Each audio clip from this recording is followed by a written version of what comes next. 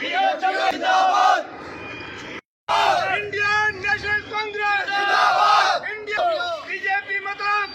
BJP मतलब ਅੱਜ ਜਿਹੜਾ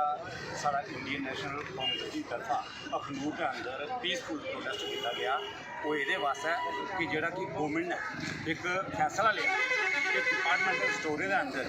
ਬੀਅਰ ਵੇਚੀ ਆ ਉਹਦੇ ਵਿਰੋਧ ਵਿੱਚ ਅੱਜ ਇਹ ਪੀਸਫੁਲ ਇੱਕ ਪ੍ਰੋਟੈਸਟ ਕੀਤਾ ਹੈ ਤਾਂ ਉਹਦੇ ਵਾਸਤੇ ਕੀ ਹੈ ਕਿ ਜਿਹੜੇ ਸਾਡੇ ਨੌਜਵਾਨ ਬੱਚੇ ਨੇ ਉਹਦੇ ਭਵਿੱਖ ਦੀ ਦੇਖਦੇ ਹੋਏ ਅੱਜ ਬੱਚਾ ਅਗਰ ਸਕੂਲ जाला कॉलेज जाला या कोई कारोबार वास्ते छोटा बच्चा जाला है वो कोई करियाने की दुकान पर अगर उसी बच्चे की बीयर की बोतल मिली जा तो वो मेरे हिसाब कन्नै ज़्यादा नहीं जरूर 50% साढ़े बच्चे भैड़ा असर को वो विरोध में अज जो प्रदर्शन करा रहा कि जोड़ा है गौरमेंट की फैसला वापस लेना चाहिए असें बच्चे के भविष्य वास्ते उनकी रोजगार की कोई योजना बनानी चाहिए इंप्लायमेंट वास्ते कोई योजना बनानी चाहिए इंप्लायमेंट वास्ते होनी चाहिए हेल्थ वास्ते होनी चाहिए एजुकेशन वास्ते